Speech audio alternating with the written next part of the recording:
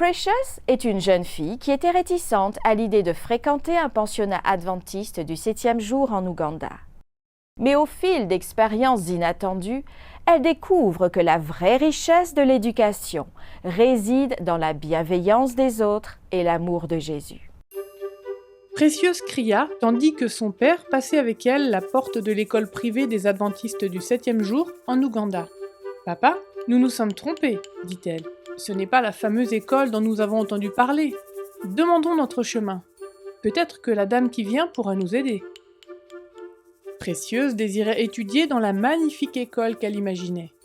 Elle ne voulait pas le faire dans cette école primaire, au bâtiment plus que modeste. Le père de Précieuse avait entendu ses cris, mais il ne changea pas d'avis. Ce n'est pas la beauté des bâtiments, mais l'excellence de l'éducation qui compte, ma fille, lui souffla-t-il à l'oreille. Précieuse se mordit la langue. Elle décida de se tenir tranquille. Mais son visage parlait de sa contrariété tandis que son père l'inscrivait à l'école. Désormais, elle vivrait à l'internat et mangerait à la cafétéria. Quand son père lui dit au revoir, ses larmes se mirent à jaillir librement.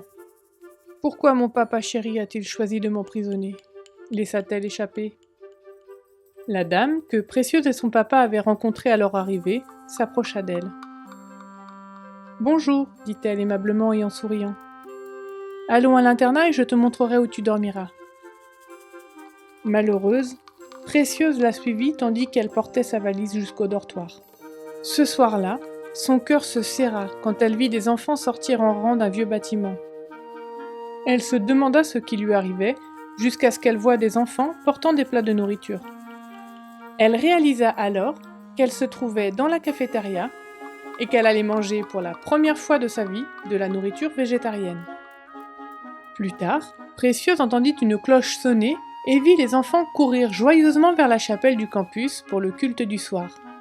Elle décida de retourner au dortoir pour se reposer, mais quand elle y arriva, elle trouva la porte fermée.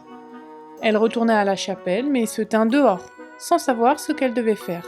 « Viens, entre dans la maison du Seigneur, » lui dit la même dame souriante.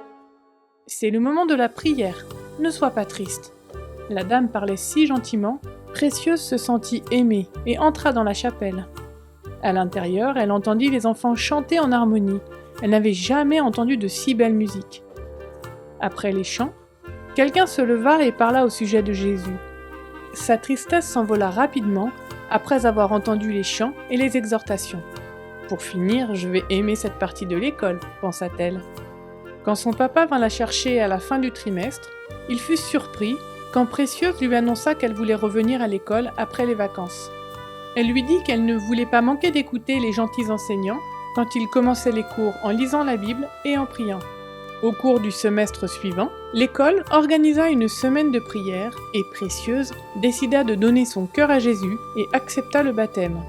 « C'est sûr, une école c'est plus que des bâtiments, » dit Précieuse, car c'est à l'école qu'elle a trouvé Jésus.